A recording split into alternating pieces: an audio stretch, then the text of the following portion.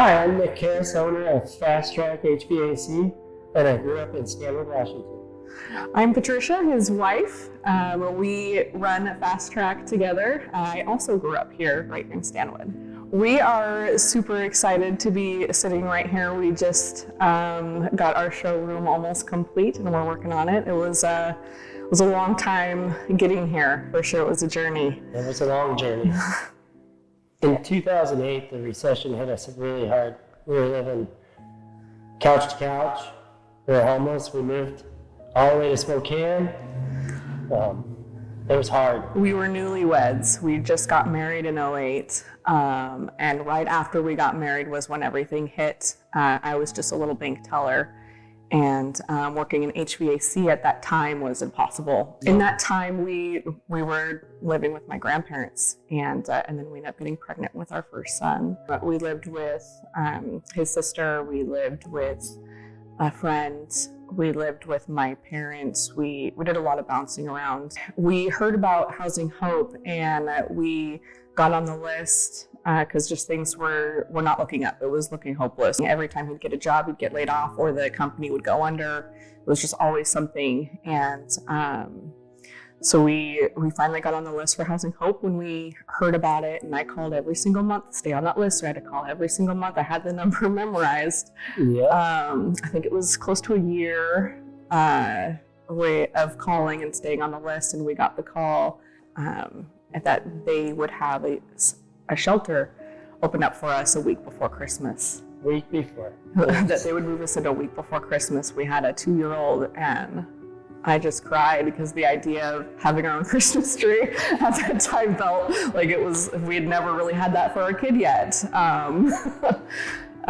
It was a little overwhelming. It was really exciting, but I was like, we'll have our own kitchen. I didn't know it was a whole apartment. Well, the first Christmas that we were there was, our son was 2, and there was this Santa that came, and it was like a little community thing gathering, yeah. And our son loved it. I mean, he wasn't so sure about Santa, but all the kids got stockings. The adults got gift cards, which is huge. An amazing Christmas that year. Yeah. We still remember it. Yeah. So the boys were upstairs. The little room was upstairs, and I just sat on the couch on that little futon that was provided. I just sat there. The lights were off. I just sat there. I don't even know how long. It could have been an hour. I was just looking around and just breathing, I guess. I was just breathing because we'd been sharing space for a long time with a toddler, a baby and a toddler. It was just a lot. And so just being able to just breathe and know that I can sit in the living room and not be someone else's space, it was a lot of weight lifted. We were able to shift our focus a little bit instead of just worrying about the day-to-day on are we even gonna be able to still be here? Are we gonna have to find somewhere else? So many day-to-day stressors. Makes that hole small. You feel like you're in a hole that you're never gonna get out of. It's like tunnel vision. You have a roof over your head, that hole fills right up. And then you see that it's just a ladder away. You can do the steps. Housing Hope has these budgeting tools, and we just used it. We still use them to this day. And it's a great tool to use. We can just throw one together real quick and realize, okay, this is where we need to throw them together. Well, she throws them together. I don't. So during, when we came back into Housing Hope, that's when I started deciding, well, we can't afford daycare. He's still trying to find permanent work. And so I decided to go back to school. I had dropped out in high school and because of other family reasons. And so I decided to go back to school, and I got my high school diploma. And then I went on and to start working towards my associates. But then I got pregnant with my second son and super sick. And so I had to take that break.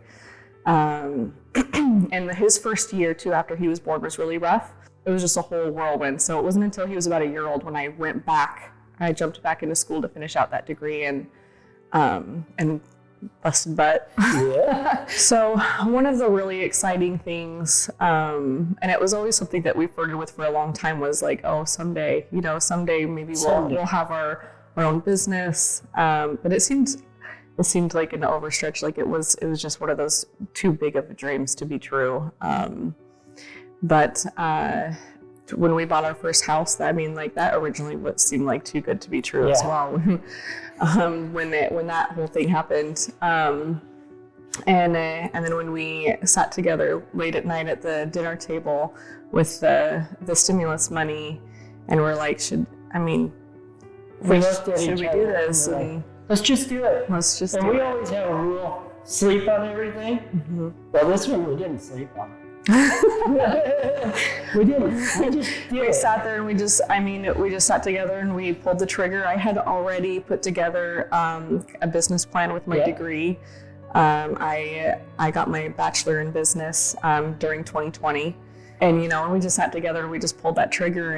And one of our biggest things that we wanted to do this for was so that we can become one of those impacting units, where we can make that positive impact to others that we needed throughout the years. Being on the receiving end for so long, and it just was like, this could be our chance to give back. And the Christmas we're going to invite outing, the Larvick and the Lincoln Family Villages down here to have that. We want to host a Christmas Day. We want to be like hospitals. We want to do that. We want to do those things. Like the see a need, fill a need thing that me and my kids like to say from the movie Robots. It just feels good to be on the other side of it. We've been on the receiving end, on the other side of it, where we needed help. We had to really swallow our pride and accept the help, especially after we had a kid. We had to really swallow our pride and be like, we do need this. We need this. And now one of our passionate things about all of this is being able to be on now the giving side and being the one impacting other people. Everybody just wants to keep moving forward. We just need to help them.